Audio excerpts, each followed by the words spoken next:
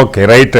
ఆంజనేయ రెడ్డి గారు, ఇక్కడ మీ మీ మీ పార్లమెంటు సీట్లోనే ఒరిజినల్గా బీజేపీ కానీ లేదా ఆర్ఎస్ఎస్ కానీ ముందు నుంచి ఉన్న వాళ్ళకి ఏ ఒక్కళ్ళకి కూడా ఎక్సెప్ట్ ఇప్పుడు నరసాపురం, అది కూడా కీలకమైన రఘురామకృష్ణరాజు గారిని కాదని ఆయనకి ఇచ్చారు, అని మిగతా అన్ని కూడా బయట నుంచి వచ్చిన వాళ్ళకి ఇచ్చారు అన్నది ఒక విమర్శ. అది కూడా ఇప్పుడు సీఎం రమేష్ గారిని తీసుకుపోయి అనకాపల్లిలో పెట్టారు. మ్యాచ్ అవుతుందా? ఈ గందరగోళాలు ఇప్పుడే చెప్పారు. రఘురామకృష్ణరాజు గారు చేసిన ఆర్గ్యుమెంట్ ఏంటంటే సోమవీర్రాజు గారు నాకు సీట్ రాకండి, అసలు ఆయన సీట్కే దిక్కులేదు. వాస్తవంగా ఇవాళ చూస్తే ఆయనకే సీట్ లేదు, జీవీఎల్ గారికి సీట్ లేదు. ఎప్పటి నుంచో రాయలసీమలో బలంగా పార్టీ కోసం పనిచేసినటువంటి విష్ణువర్ధన్ రెడ్డి గారికి సీటు దక్కని పరిస్థితి. 6 సీట్లు ఉన్నాయి, బయట నుంచి వచ్చిన వాళ్ళకి ఇవ్వచ్చు కొంతమంది, కానీ మొత్తానికి మొత్తం 5 సీట్లు బయట నుంచి వచ్చిన వాళ్ళకి ఇచ్చి 1 సీటే మీ నాయకత్వం. అది కూడా ఆయన పెద్ద బయట ప్రపంచానికి తెలిసినాను కదా, బహుశా ఆర్గనైజేషన్ పరంగా బాగానే పనిచేసి ఉండొచ్చు, దాన్ని కాదంటలేదు. కానీ ఏంటి ఈ విమర్శని ఏ రకంగా బీజేపీ అంటే ఆయన చెప్తున్న మాట బీజేపీలో జగన్, ఇది ఇప్పుడు పుల్లారావు గారు అంగీకరించకపోవచ్చు, ఏకంగా రఘురామకృష్ణరాజు గారు చెప్తున్న మాట నా సీటు రాకుండా వీళ్ళు అడ్డుకున్నారు జగన్మోహన్ రెడ్డి లాబీ ద్వారా అని. పొత్తు ఏమో తెలుగుదేశంతో ఉంది, జగన్మోహన్ రెడ్డి లాబీకి బీజేపీ కేంద్ర నాయకత్వం కాస్త మొగ్గు చూపుతుందా? ఏం చెప్తారు సార్? మ్యూట్లో ఉంది ఆంజనేయ రెడ్డి గారు, అన్మ్యూట్ చేయండి.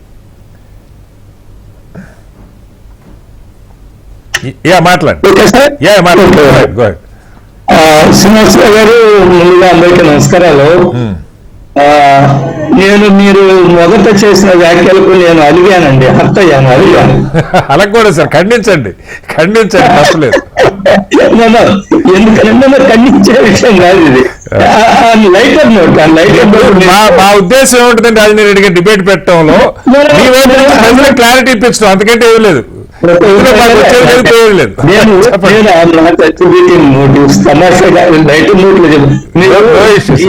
సీనియర్లు జీవీఎల్కి వెళ్ళే సీటు, విష్ణువర్ధన్ రెడ్డికి వెళ్ళదు, సోమవీర్రాజుకి వెళ్ళదు, Anjaneya right, very good, good point.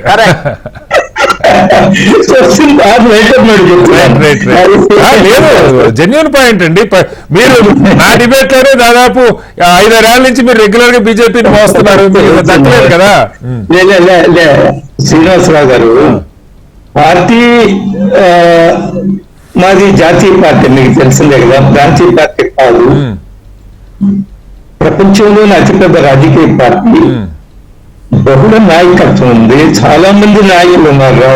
ఇది అందరూ కూడా prime minister maybe the first among equals, prime minister president of Bharatiya Janata Party, their first among equals.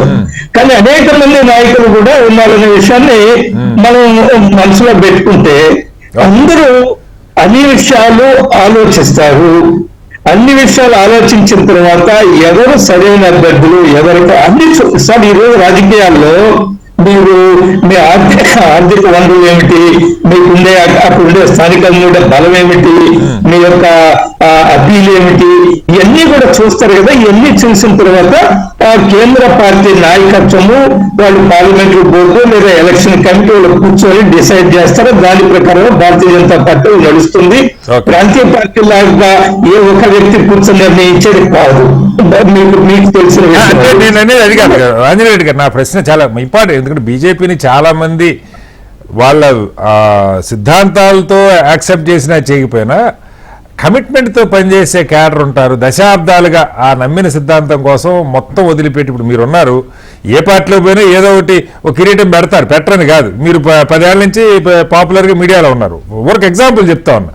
Party కోసం రేయింబోళ్ళు తిరిగి అసలు పెళ్లిళ్ళు చేసుకోకుండా ఉన్నోళ్ళు, ఎక్కడెక్కడికి వెళ్ళి పనిచేసే వాళ్ళు, ఇట్లా చాలా పెద్ద చరిత్ర.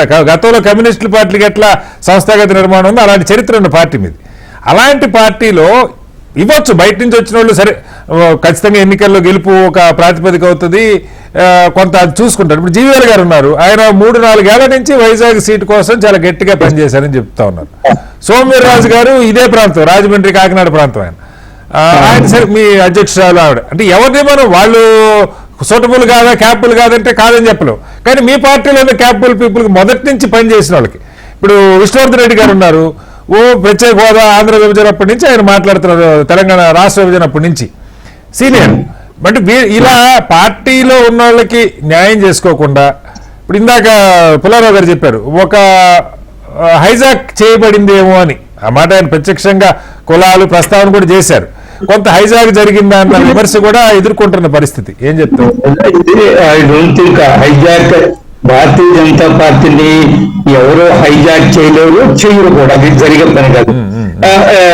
శ్రీనివాసరావు గారు అనేక సంవత్సరాలుగా భారతీయ జనతా పార్టీ, అంతకుముందు జనసంఘ రూపం కానివ్వండి, జనతా పార్టీ రూపం అనేక సంవత్సరాలుగా పనిచేస్తున్నాము. ఈ రోజు పార్టీ విస్తృతమైన రూపం తీసుకుంటుంది. అనేక రాష్ట్రాల్లో పరిపాలన ఉన్నాము. ఇప్పటికి 10 సంవత్సరాలు కేంద్ర ప్రభుత్వంలో మేము 303 సీట్లతో ఉన్నాము. మేము కేవలం మాతోటే ఉండేవాళ్ళు, మొదటి నుంచి మాతోటే ఉండేవాళ్ళనే గమనించుకోవాలా, వాళ్ళకే సీట్లు ఇవ్వాలంటే పార్టీ విస్తృతంగా ముందుకు వెళ్ళగలదా? కష్టం కదా. వివిధ వర్గాల ప్రజలను కలుపుకోవడం. ఈ రోజు దేశంలో అనేక మంది, మీరు మొన్న చూశారు కదా, మన నవీన్ జిందాల్ చేరారు కదా, ఆయన మొన్న చేరాడు. నిన్న ఆయనకి టికెట్ ప్రకటించారు. గాలి జనార్దన్ రెడ్డి కూడా జాయిన్ అయ్యాడు సార్ నిన్న. మీరు చేరారు. ఆయనకేం టికెట్ ప్రకటించలేదు అనుకోండి. ఆయన సిట్టింగ్ ఎమ్మెల్యే ఉన్నారు.